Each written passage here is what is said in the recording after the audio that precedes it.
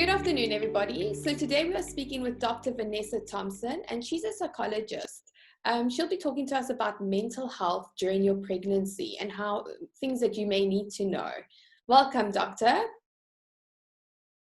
Hi, Liana. Thank you so much for having me. This is a very interesting topic and an important one.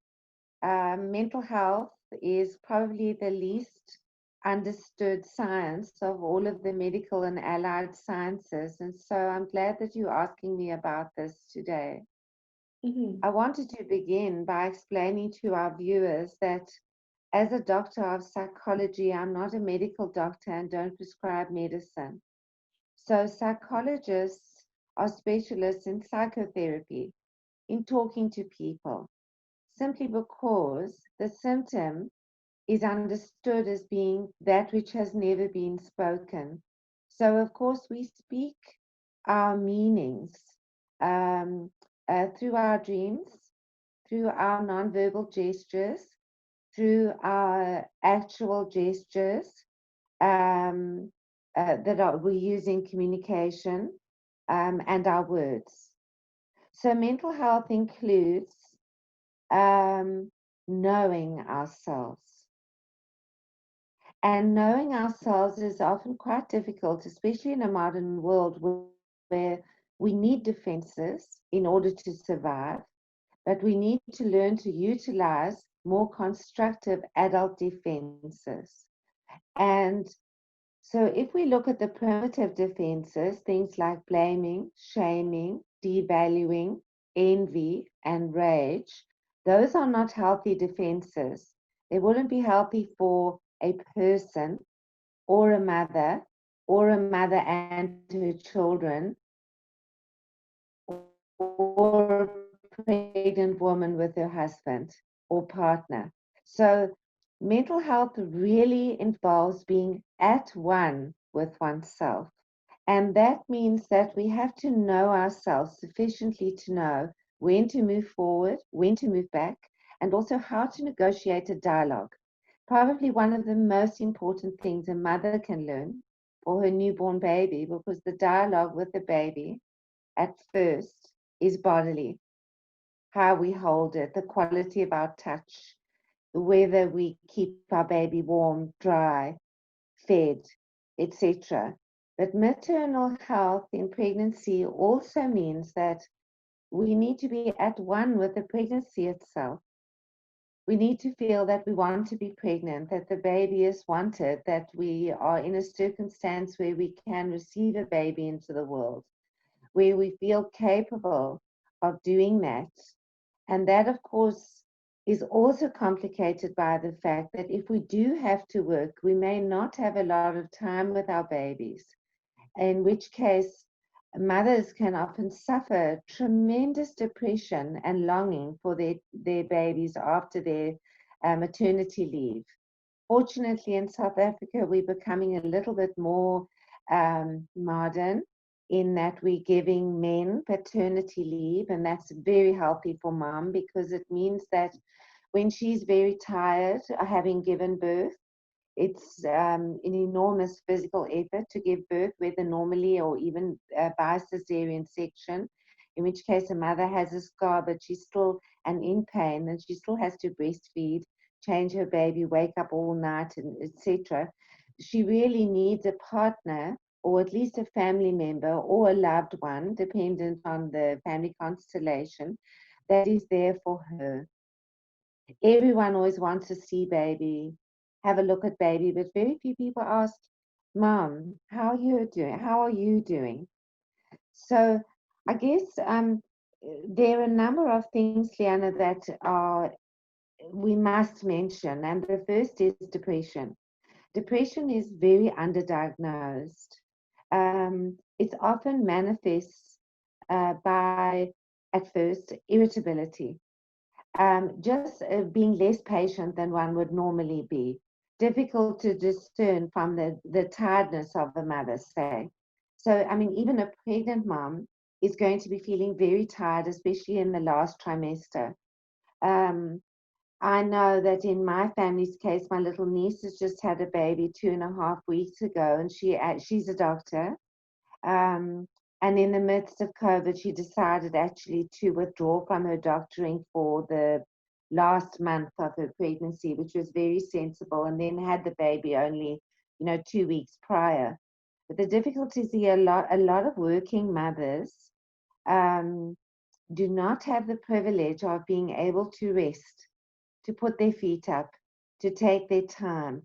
And they really have to be very gentle on themselves, because the body is the first place that will start to show mental strain. If we do not address mental strain, if we do not articulate mental strain, if we don't speak to our loved ones or have somebody that can actually listen to us, not just hear us, but listen and respond, and that means not react. And if we cannot do the same, then that dynamic is already tense, also not good for a growing fetus. So maintaining mental health is really, I believe, is all health, in fact, is about simplicity, not complicating things. Is extremely important for the mother to be ready for her child. Now in COVID, I'm noticing with new mums, they can't just take their babies to the shops or, wheel them in their carry carts and go and do their shopping. They're exposing their babies. So actually, dad being at home and being able to be the shopper or the real support is actually very important now. Um, Keeping baby well is also dependent on how mother looks after her physical health and mental health. You do not want a very anxious mother, because the baby, as it's growing, is then exposed to adrenaline, cortisol, and all of the stress hormones. So it's actually very important for a mother to be accepting of her um, new status. And that doesn't only mean a first baby, it also means a second or a third. Um,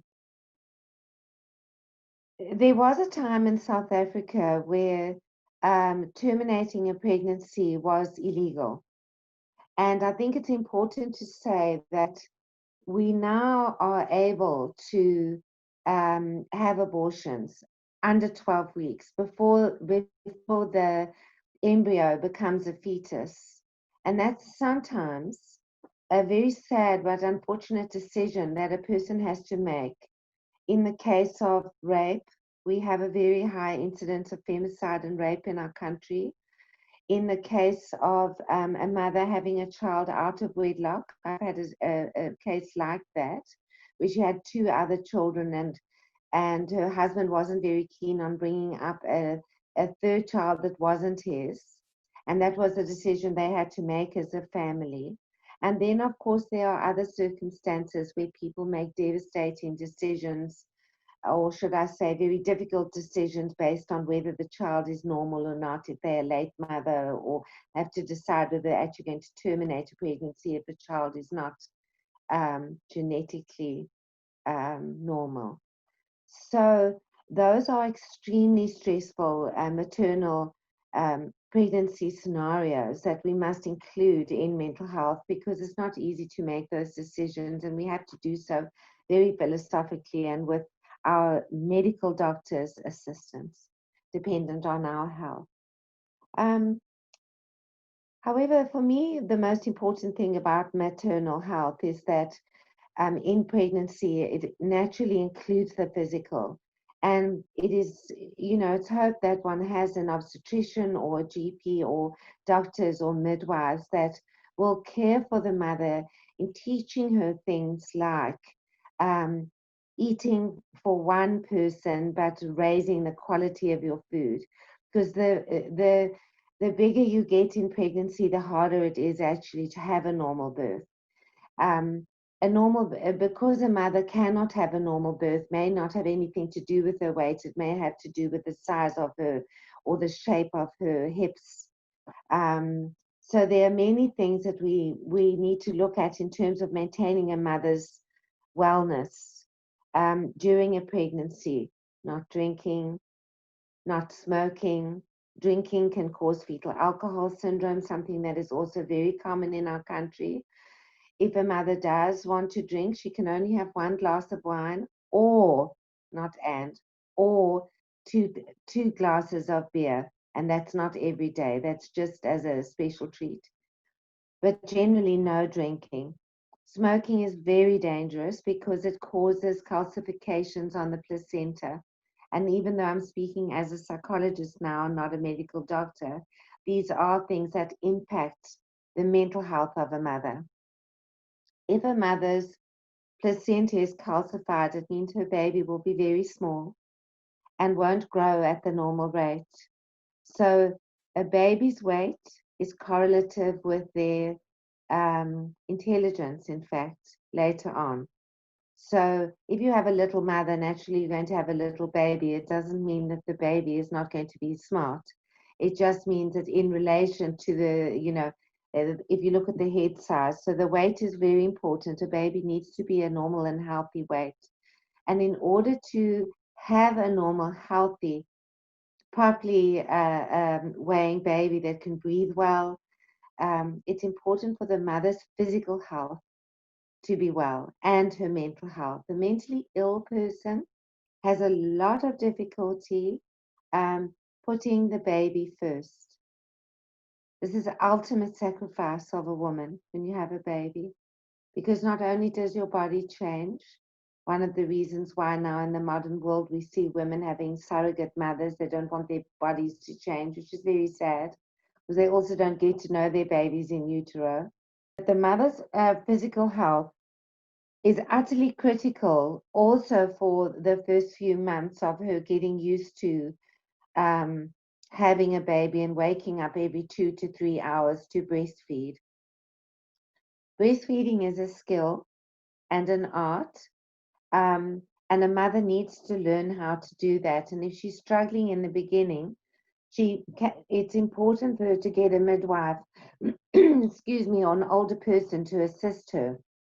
With a first baby, there are many, many things that one is learning. Also, that every time a baby snuffles or squeaks, you don't have to run toward them. They're sometimes just dreaming.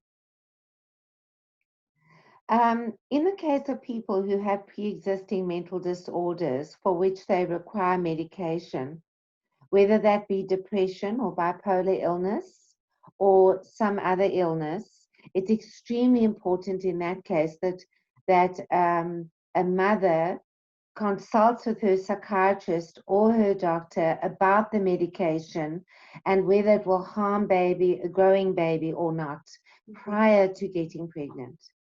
Because a mother needs to be prepared physiologically for the pregnancy. So, as we know, many very overweight people, for example, and unfortunately, there are a lot of psychiatric medications that do that to people. It's not their fault. They're not overeating. They actually just make them gain in water. They have a lot of water weight. So they need to work very, very closely with their psychiatrist to make sure that firstly, they're not having any harmful medication for baby's growth. And secondly, that they themselves are in a good mental state to manage having a baby. In our country, because there are so many women that have babies and are still working for families, they often don't bring up their own children. So we have grannies bringing up children. So for me, one of the saddest things in South Africa especially is that a lot of women don't bring up their own children. And I think that that's quite sad, actually. So the pregnancy itself is sometimes the only time the mother really has with her child for that length of time, for 9 months. And this can cause depression. This can cause postnatal depression, and it's something that is often misdiagnosed. Depression is not something we need to blame or shame a person for. It's an illness. Sometimes if we have a broken arm, we find it easier to understand than when a person is sad. Some people also don't have the father with them during the pregnancy, and that can precipitate a depression that can continue through the first few months of birth and even longer. And those are cases where women need to have a proper consultation with a psychiatrist. But otherwise, I find that pregnancy should be, in its ideal sense, a very happy and joyful time for a woman, preparing herself for a complete change, because after all, even when we're 80, we're still mothers of our 30 of our 50-year-olds. So we have to prepare ourselves for the fact that we will always and forever identify as mom. And that is a major change in identity, from being a single person and not being a mom to being a married person, or being a mom, an unmarried mom. Whatever that means, we are still mother. And that hopefully can be taken on with joy. But the most important thing, I believe, is that one should always ensure that one is economically able to care for a child in the simplest of ways and well. Children don't need to have expensive things. They need to have good quality of care. Perfect. And that means that in having in considering a second or a third pregnancy, it's extremely important for parents and the mother to consider whether physically she can manage it, whether physically she can manage having a third baby. So what you often see is people have 1, 2, 3, and then they're all toddlers. And that's extremely difficult for a mom to have like even 2 toddlers in the house at once. So having children needs to be really carefully considered in order to maintain